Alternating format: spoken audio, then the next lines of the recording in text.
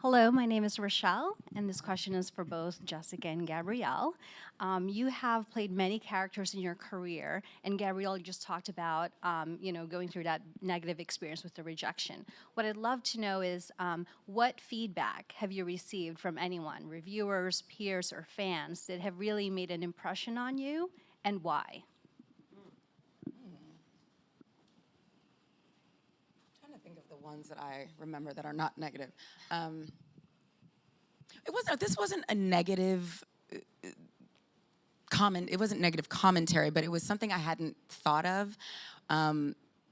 Sometimes when you're in a scene, if you're not talking, some actors, myself included, you just kind of don't know what to do with yourself. And listening can just look like you're flat. So if you ever watch a cop show and they're like running down, all the things that, if you're watching Law and Order, next time watch how the other characters who aren't Benson are listening. And they call it active listening, where you're like, It's true. It's a thing. It's true. It's a but thing. it's like, because otherwise, in real life, you're just like, it has to be something, So I had this weird habit. I did a show called Night Stalker 1,000 years ago, and I found myself like nervous smiling. And like we'd be finding these like mutilated bodies, that were like mutilated by like zombies or monsters or whatever. And I'm just like, and somebody was like, if you don't stop smiling over the corpses, I'm gonna fight you. And I was like, oh God. And so then the next episode, I found myself like,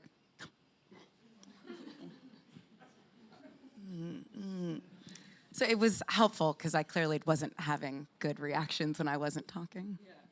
So it made you a better actor. It made me a better There actor, you go. aware of what I was doing. Do you have a similar moment?